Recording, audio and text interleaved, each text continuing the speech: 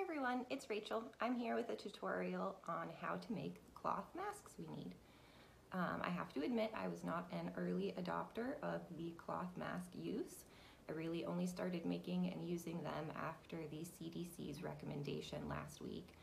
That is largely because if these are used incorrectly, you can actually increase your risk of infection, increase your risk of being infected by the virus. So before you make one, before we begin, I really encourage you to look up how to properly use one. There is a specific way to put them on and take them off safely, a specific way to launder them and store them properly. That's not what this tutorial is about though. This is about making them. So if we're going to make them and we're going to do this, let's do it right and let's do it together. Okay, so before we begin, let's make sure we have all of our supplies. First, you need the pattern. I'll put a link to that below. I did not make this pattern. It is from an Instructables tutorial by Asheville JM. I have tweaked the steps and method a little bit, so the steps in this video may not exactly match the written instructions provided in the link. You'll also need your chosen fabrics. I'm using a solid fabric for the lining. That's the B piece, a pretty print for the exterior, the A piece. And then I'm also doing a muslin lining in between the two. That is not necessary. It does provide an extra layer of filtering, and I also just happen to have a ton of muslin. I think it gives the mask a little extra structure, but you do not have to have this part. Also, you need scissors, you need markers. So I use a Sharpie to trace the pattern, and then a washable marker of some kind, but I happen to just have this invisible ink marker for quilting. Any old washable marker will work. Pens are also helpful. You could probably do it without pens. You need a measuring tape or a ruler, 2 11-inch pieces of elastic. If you do not have elastic, there are also options you can alter with, but I'll go over that later. Okay, step 1, you need to trace your pattern pieces onto your fabric pieces. You're going to need 2 of piece A, 2 of piece B on your fabric. If you're doing a lining between the two, you are also going to need another 2 of A on that, which I'm using the muslin for. Some people are using interfacing, or you could not do this step at all. When you're done, you should end up with something like this. I have 2 A's, but they face opposite directions. So the pretty side of the fabric, they're facing opposite directions here. Once you have your pieces cut out, we can sew. When we begin to sew the mask, you're going to want to take your 2 pieces. I'm going to start with the exterior of the mask. Because I'm doing the interfacing, I'll call it, as well, I'm going to take that muslin and match it up to the wrong side, so the not pretty side, if you're using a pattern of my mask. If you're using plain fabric and there's no difference between the sides, it doesn't matter. So I have lined it up on the wrong side on both of my pieces, and then you're going to take those 4 pieces lined up all nice. You could pin this if you are a stickler for perfection, so that they don't move. And you're going to take the pretty sides now that do not have the interfacing and put them together. Make them kiss. Once we have those lined up, we're going to go ahead and sew these 4 pieces together along the curved edge, just the curved edge, and that's at a 1/4 inch seam allowance. So let's do that. So I'm using a sewing machine. You do not have to. It will make your life a lot easier though. For the tutorial, I'm going to use a contrasting thread. It's a bright red, so hopefully that helps you see it. Also, that just makes it more fun, but you use whatever color thread you want. So remember, we are sewing the curved edge of the mask, the exterior. I like to start that though from the bottom going up towards the point. So starting at the flat bottom edge, moving up towards the point at a 1/4 inch seam allowance. I will drop my little needle, make sure on the gauge here I'm at 1/4 of an inch, and go. You want to backstitch a good bit. Since these are probably going to get washed quite a bit, we want to make sure everything is super secure. Again, you could have pinned this if you wanted to make it more secure. I'm not striving for perfection, I'm striving for durability, so I felt like pinning it just takes more time, and I'm trying to make a bunch of these, so I would just rather hold them all together. So when you're done, cut your excess thread. Again, this seam will not be visible on the outside of the mask when we're finished, so also doesn't have to be beautiful, but voila, we have a finished seam. All right, next step, you're going to do the same thing to the lining, the inside of the mask, so the part that's going to touch your face. You're going to take the right sides of your fabric and make them face together. This time, it's just the two pieces though. There's no muslin or interfacing to attach to this side, so it's a little easier to handle. But you're going to, again, sew just this curved edge, and like the other one, I like to start from this bottom and sew towards the pointed top rather than starting at the point and going the other way. Doesn't really matter, I just think I have better control. So let's do that. So we have sewn all our pieces together on that front curved edge at 1/4 inch seam allowance. When you're all done, you should have this exterior portion of the mask should open and butterfly, kind of like this. And you can start to see that, it's got that little curve out, so there's room for your nose and things once it's on your face. That is all for the exterior portion, and the interfacing all sewed together. And then similar is the inside. We've sewn 1/4 an inch on that curved edge, and it will butterfly out beautifully. So it matches up with the exterior later. At this point, I always make sure to give these seams a little pull and make sure everything's secure before I move on to any further steps, just so that we didn't waste our time, nothing falls apart later. The next part, you're going to go back to your pattern and transfer where we're going to hem the edges of this. So this flat back edge, this is going to be the portion that faces your ear. There are these little dots. You're going to want to take your washable marker, and I poked a hole through my pattern, so I dot each one. It's not rocket science, you don't have to be super specific, but then I will also make that match all the way down. This is hard to do one-handed, but I would draw little dots or lines so that I have an idea of when I fold it over to hem it where it will match. I use the washable marker for this point because I don't want this to bleed through and show on the parts of the mask that we're gonna see. So that's why I don't use a Sharpie. You'll do the same thing with your A pattern. And this one does get a little funky. Honestly, in the written instructions, this is where I got the most confused the first time. But you're going to take your marker, dot.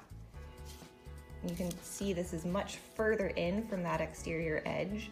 Again, this is the edge that will eventually face your ear. Make your little dots and draw the line to make the two meet so that we can hem that. And this is going to be where our elastic goes through eventually. So let's move on. I have transferred those dotted lines for where we're hemming onto both pieces and to both sides of both pieces. So the next step is to actually hem them. I'm gonna start with the more complicated one. For the exterior side of your mask, it is not a normal just fold and hem.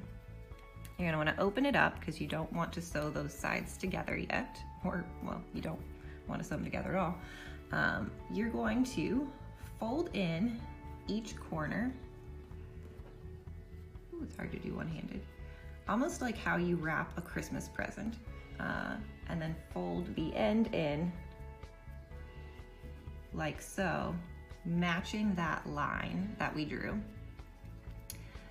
Once you have it folded, again, you could pin this in place.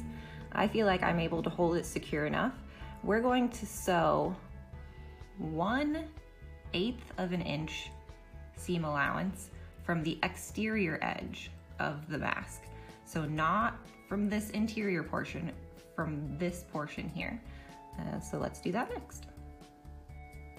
All right, I have my exterior portion of the mask under my presser foot, lined up at the 1/8 mark. I'm just going to hold the ends where we have it folded rather than taking the time to pin it, but you are welcome to pin it if that helps you out. We're going to end up sewing along this first little edge down to about where the fold in the fabric happens. At that point, I'm going to drop my needle, lift the presser foot, and rotate the fabric so that we can sew down the straight edge. Once we get to this other fold, same thing, I will stop, drop my needle, lift my presser foot, and rotate so we can sew down this small edge, the whole time keeping it at that 1/8 mark.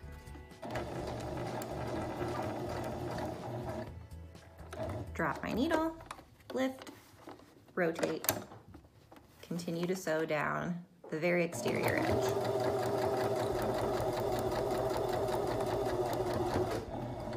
Made it to the fold, needle down, lift, rotate, make sure we're at 1/8 and finish up.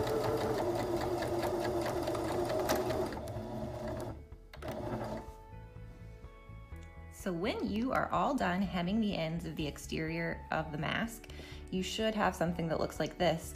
Our little Christmas present fold kind of held in place with your seam running 1/8 of an inch from the exterior edge of the mask.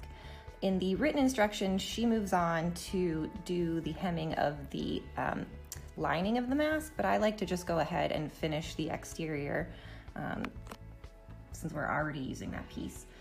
The next step for the exterior piece is to make the little tubes that your elastic is going to go through, and that's really simply done by folding over this section we've made so that the fold is at the edge of where the fabric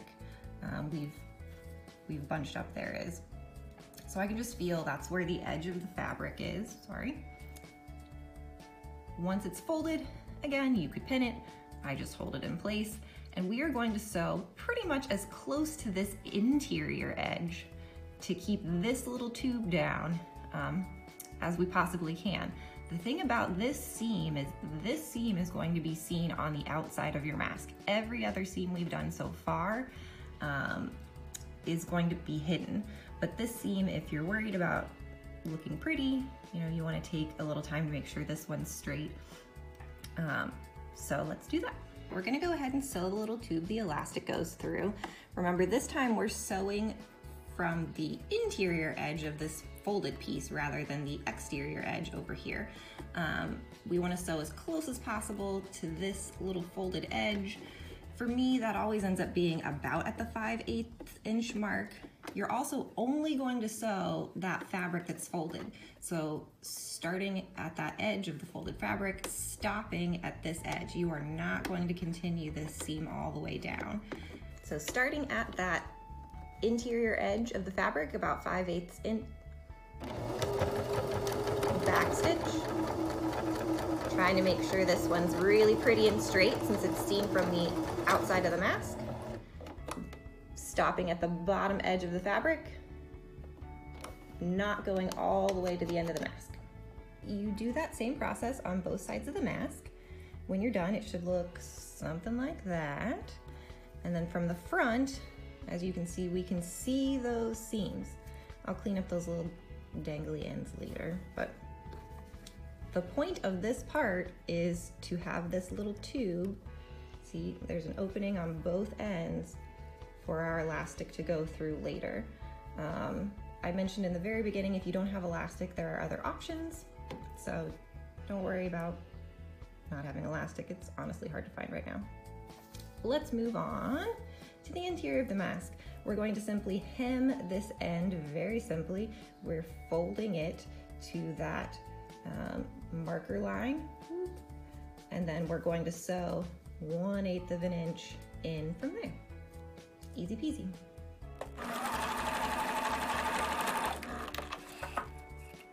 Once you've hemmed the ends of the gray mask, it should look something like this. Just those little folded over edges, easy enough. So at this point, we're almost ready to put the mask together. I would give everything a little tug and make sure all your seams seem stable, so that once we are really at that final step, everything is good and secure and you didn't waste your time. This nearly final step is to put both of our pieces together.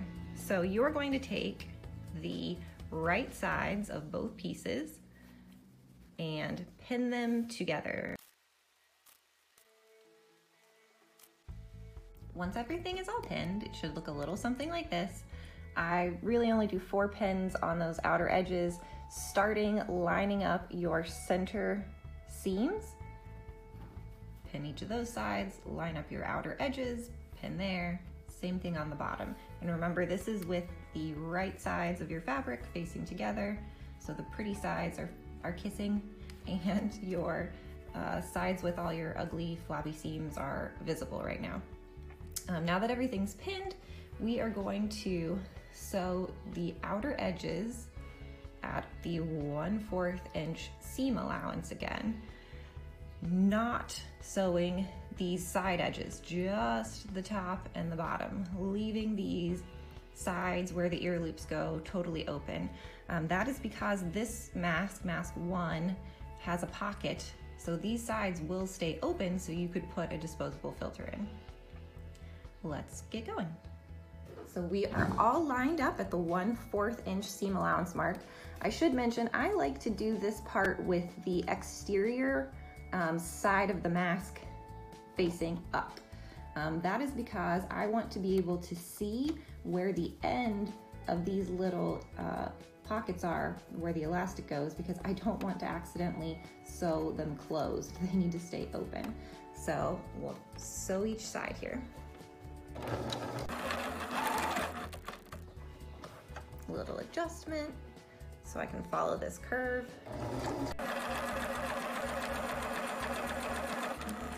So once you get close to the middle, just so the mask is less bulky, you can go ahead and open this seam at the edge you're gonna sew. So open it, butterfly it out so it lays flat.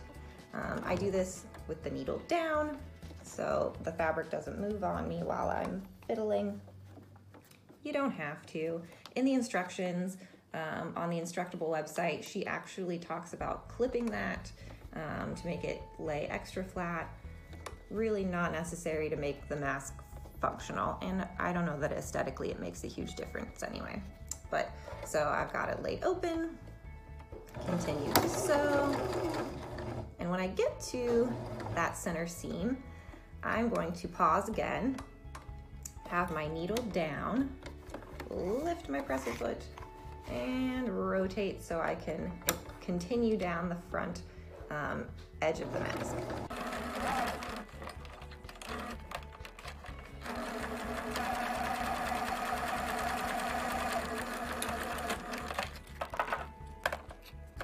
So we repeat that process on the bottom edge of the mask. Again, keeping this exterior side facing up because I want to make sure I don't sew over that little elastic loophole.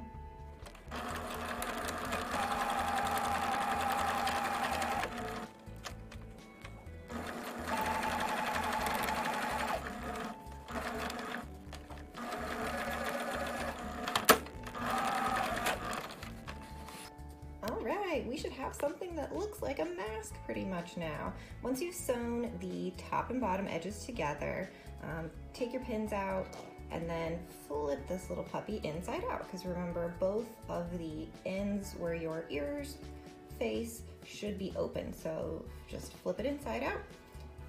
We have one last step with sewing, and that is going to be to do a top stitch 1/8 of an inch from the edge, again from the top and bottom. That is mostly for security, because these are hopefully getting washed pretty frequently. That's going to help these seams really stay in place. Plus it does kind of flatten these edges so it stays taut up against your face a little better, instead of right now how you can see it's kind of poofy and it'll roll around on you. This is a top stitch, so again, this is the only other seam that will be visible. So if you're worried about it being pretty, take your time on this one. There's no need to pin anything, but while you are sewing, if we move here, oops, sorry guys, you're gonna wanna make sure that you don't let the lining edge pop up while you're sewing. So I see how you can see the inside. If we do a top stitch right now with it exactly like this, that lining is going to be visible from the front, which is no bueno. So you're going to make sure you kind of push that under when you sew this section. So see, ta-da, not visible. So 1/8 of an inch from the top here. We have something that looks like a mask now, woohoo! So we just finished our top stitch on the top and bottom edges of the mask. That was 1/8 of an inch down. You can see it does help kind of hold this layer flat instead of it kind of poofing out like it was before. The last step is to thread our elastic through, woohoo! So in the beginning for our supplies, you remembered I had 2 11-inch pieces of elastic. That is just a very generic measurement. For me personally, to make the mask feel snug, I only need about 8 or 9 inches of elastic. So start bigger, try the mask on, and adjust it from there. I prefer the safety pin method of threading your elastic through. I know some people use chopsticks. If you don't have either, you can just try and shove it through if you've got hopefully some tiny hands, but I'll show you how to do that next. I have my elastic here, and I have the safety pin pinned through the middle of it, a good bit down from the edge. I want it to be secure enough, like in the middle here and far from this end, that it doesn't accidentally rip out while we're trying to thread it through. I'm gonna take the end of the mask and turn it inside out again so we can see the little tube we made for this to go through. You're going to find your opening and shimmy this inside. Now once it's in, you're gonna scrunch up, holding on to you can feel your safety pin in here, scrunch up some of the excess fabric from the top. Now holding on to the safety pin, I can feel right here, I'm gonna pull this bunched up fabric down, hopefully, over the edge. There we go. Moving the elastic and the safety pin further up the tube. So we do it again, holding safety pin in place with my right hand now, bunching with my left. Now holding with my left the safety pin I can feel inside, pulling down towards the end. So now we're almost there. Bunch from the top, find our little opening here, hopefully, and we'll pull it through. We have our elastic through. I had to fiddle with mine a little bit to get it through all the way at the end there. I did actually accidentally sew the end of the little tube closed when I did my top stitch. No big deal, it happens. I just used a seam ripper and opened it up a touch, re-secured everything, pulled the elastic through. Once it's through, you want to test the distance of the elastic with the bridge of the mask lined up on the bridge of your nose. See how much it takes for it to feel snug. Like I mentioned, it's about 9 inches for my head, even though we measured out 11 to begin with. Different for everybody. Now that I know mine's 9, I won't waste the extra elastic every time I make myself one. But once you find out whatever the appropriate distance is for you, make a super secure knot. You'll just end up pulling that through so it's on the inside of this tube, kind of like how you pull the string of a hoodie through. And then it won't be visible, you won't have that ugly knot, but you have a mask, yay! Should look something like that. Ta-da! Now is also a good time to mention, if you didn't have your elastic, you could sew ribbon, or this is just extra bias tape that I had, to make the securing portion of the mask. In this version, you're not looping anything through that little tube at all. In fact, you could just skip the tube making step and hem that edge in like you did the back. But for this one, you end up tying it around the back of your head instead of looping it around your ears.